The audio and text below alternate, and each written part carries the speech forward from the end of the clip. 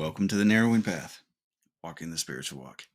My name is Steve Van Eierstein. Thank y'all for joining me today as we go into June 12th reading from James Allen's Daily Meditations. I'm really looking forward to it.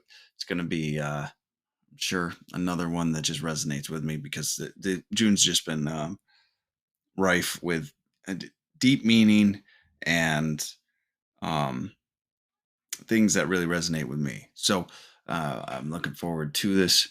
Um, And of course, this will be fresh to you and fresh to me, meaning this will be my first time reading it or hearing it right on this podcast with you. So you'll get my genuine response, reactions, observations, and what I relate to about the reading. So here we go. This will be June 12th reading of James Allen's Daily Meditations.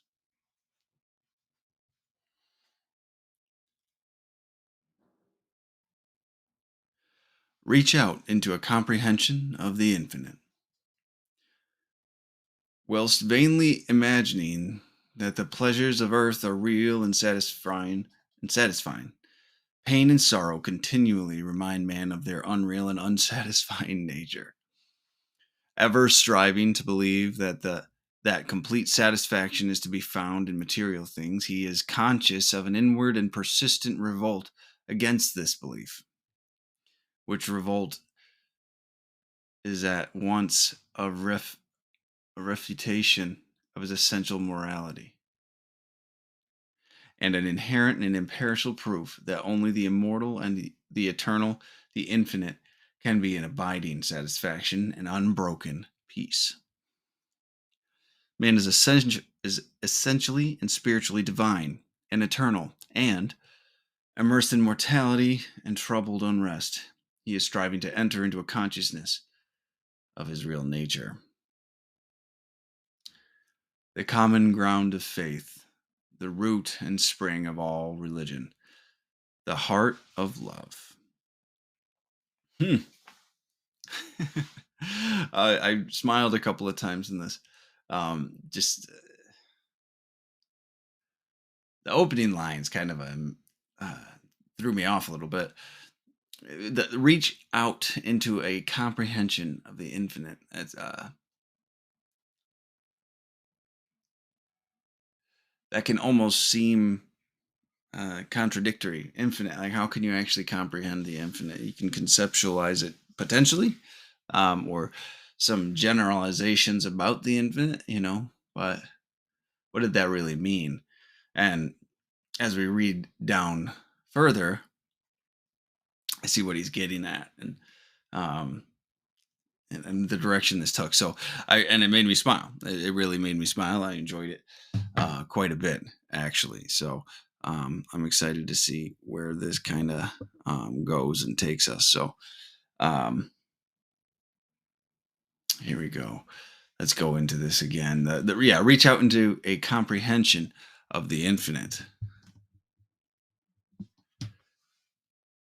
Well, there's only so much a finite mind can grasp, is the reality of it.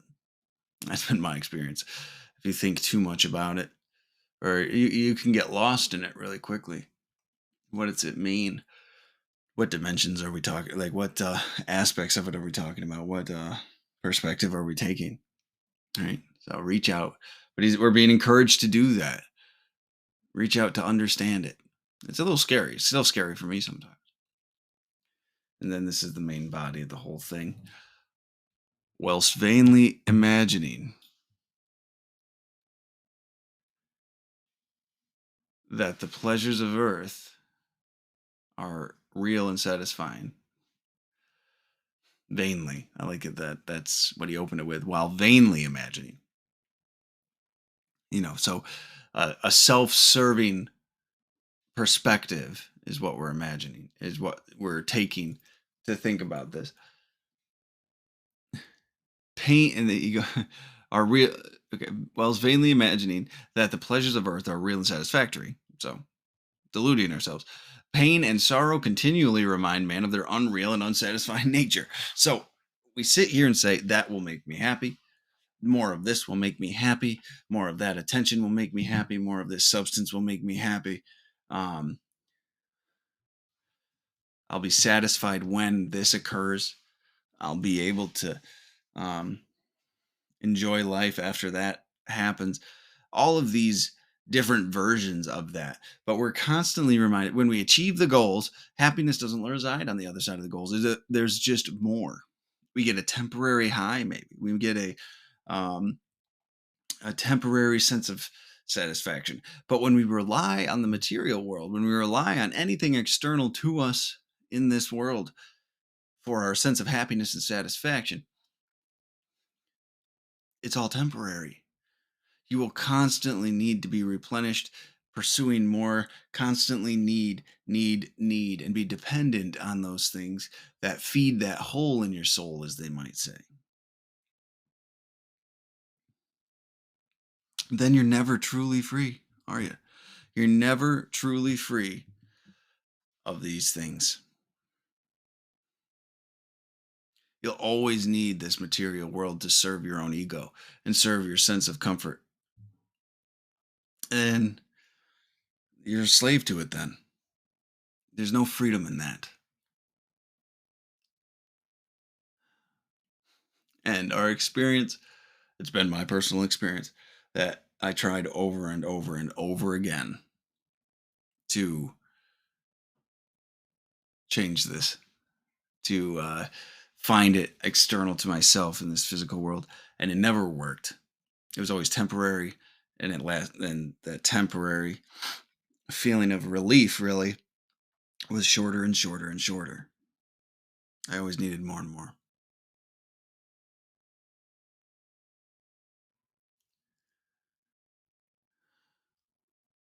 Goes on here to say, ever striving to believe that complete satisfaction is going to be found in material things, he is conscious of an inward and persistent revolt against this belief, which revolt is at once a refutation of his essential morality, an inherent and imperishable proof that only in the immortal and eternal, the infinite, can he find abiding satisfaction and the unbroken peace. So what he's saying here is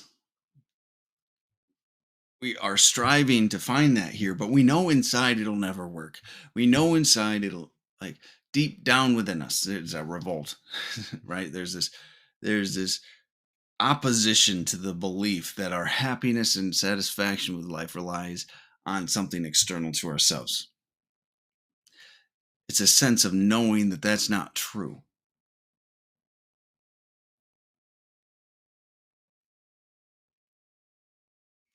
It's a sense of knowing that it's got to come from somewhere else, because this temporary fix is a pursuit that's exhausting. And our souls know it, our spirits know it, our bodies know that it's not outside of us that's going to bring us this sense of this permanent and everlasting sense of release and or of peace, excuse me, and comfort and satisfaction with life. It's not there. It's not in anything or person. He says it right here, an inherent imperishable proof that only in the immortal, the eternal, the infinite can he find abiding satisfaction and unbroken peace. And that's, we're bringing it around back to the opening statement here. Reach into into a comprehension of the infinite. We have to be willing to tread in water that might be uneasy for us and have the faith to do so. And when we get there is where we'll actually find what we're looking for. We'll find that um, fellowship with a God of our understanding that we didn't know was possible, right? We'll find those people in our lives that God works through, or the source works through, or the universe works through, or nature works through, right? They have that light about them. So the immortal, the eternal, the infinite, can he find abiding satisfaction and unbroken peace? It's through God. It's through that power greater than yourself, whatever you might want to call it.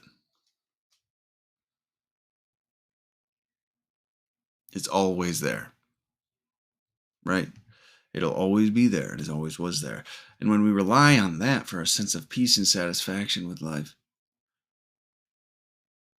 Suddenly, we do not need from this world, and suddenly we're free to be in this world without being a slave to this world. Now, that's a powerful place to be. That is a powerful place for a guy like me to actually finally come to in my life, is knowing I don't need anything else from this world. I don't need this world to fill me up. That my job is to solely pass along what it's been so freely given to me.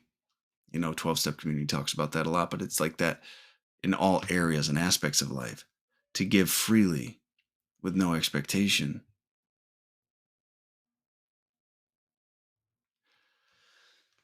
It's a beautiful, beautiful first paragraph, right? It goes from a questioning thing for myself to of course, that's what he's talking about. Of course, that makes sense. So the last paragraph of the main body of this is only one sentence, I think, but man is essentially and spiritually divine and eternal, and immersed in mortality and troubled unrest. He is striving to enter into a consciousness of his real nature. So, our true nature and our spirit is divine and eternal, but we're placed and attached to a body in a world that is mortal and troubled and unrest and full of unrest. And that's a collision between the two, between the spiritual and the material realm. When you're trying to fulfill a spiritual need in the material world, it will always fail. It will always fail when you're trying to use a material thing to fill your spiritual need. It will.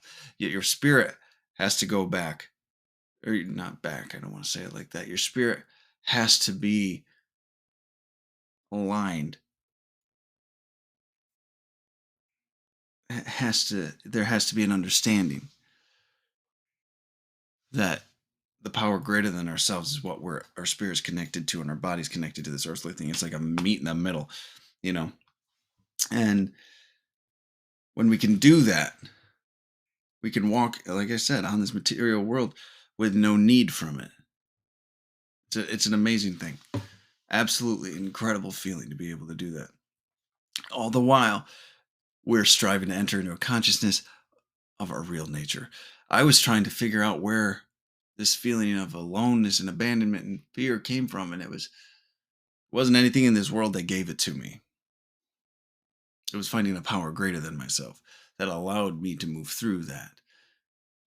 And it was just incredible. It was a powerful thing for me to actually be able to have experienced, and I'm eternally grateful for it as well. So, and then the last line here that he closed with: the common ground of faith, the root and spring of all religion, the heart of love. Right?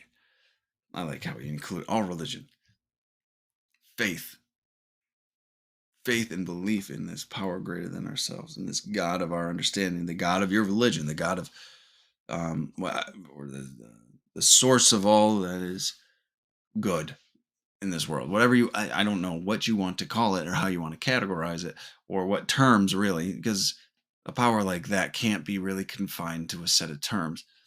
And anything a finite mind can conceptualize, any infinite thing that a finite mind can conceptualize is an infinite. So it's really just a label that we use to refer to a power we really don't understand fully.